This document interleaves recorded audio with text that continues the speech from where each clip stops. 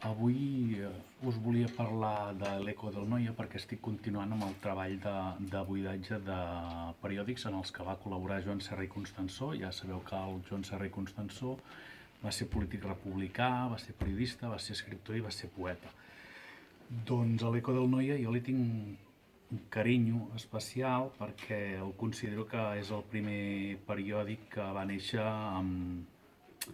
amb voluntat de ser objectiu i amb voluntat de ser neutral, tot i que es declara anticaciquista, i si hem de fer cas de l'estudi que va fer la Maria Teresa Miret sobre la premsa igualadina, els redactors de l'Eco del Noia eren socis de l'Ateneu, amb la qual cosa estaven més a l'esquerra que el Partit Conservador i el Partit Liberal, que s'alternaven al poder de totes les institucions. I el segon motiu perquè li tinc carinyo és perquè el Joan Serra Constansó llegia l'Eco del Noia a la seva mare, que no sabia de lletra. L'Eco del Noia va néixer a finals del 1877 i va durar poc més de 2 anys.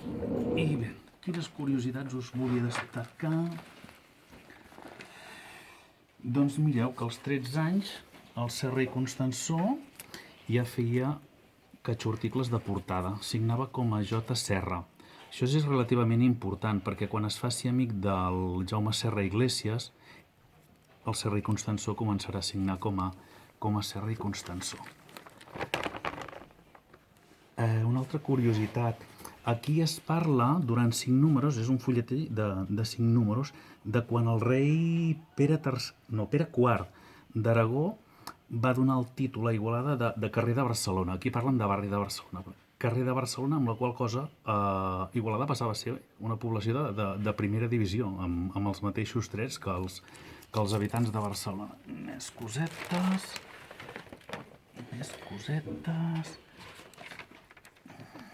Veieu que és una mica vellet, això ja està una mica fet pols. Aquí dicen, és la primera poesia del Serra i Constansó aquí a l'Eco del Noia, i és, diguéssim, pels sants innocents, que fa innocentades. Aquí una perla que m'ha agradat molt, que és, es fa un acte als promotors del ferrocarril que s'ha de construir, que ha d'anar de Tarragona a França i que ha de passar per Sant Sadurní d'Anoia i per Igualada, i es fa un suplement especial, el número 65 de l'Eco del Noia, com forma d'agraïment, no? Aquests promotors del ferrocarril. Vosaltres l'heu vist, aquest ferrocarril? Perquè jo no l'he vist mai, i els de l'Eco del Noia tampoc el van veure, pobres. Què més? I la perla més perla de totes, aquí, el rei Alfons XII dona a la vila d'Igualada el títol de ciutat el 25 de novembre de 1879. El 25 de novembre del 1879, Igualada passa a ser ciutat. Alfons XII ho fa en mostra d'agraïment als igualadins que van defensar la ciutat durant la Tercera Guerra Carlina. Això va ser 17 i 18 de juliol del 1873, era un dijous i un divendres, i ja sabeu que quan van entrar els carlins aquí a Igualada van cremar la fàbrica de Cal Galceran i van cremar el segon estatge que va tenir l'Ateneu Igualadí, que en aquella època era el carrer del Vidre, on ara són les Escolàpies. I això és tot. Moltes gràcies per seguir-me fins aquí, que Déu-n'hi-do de lo que m'enrotllo.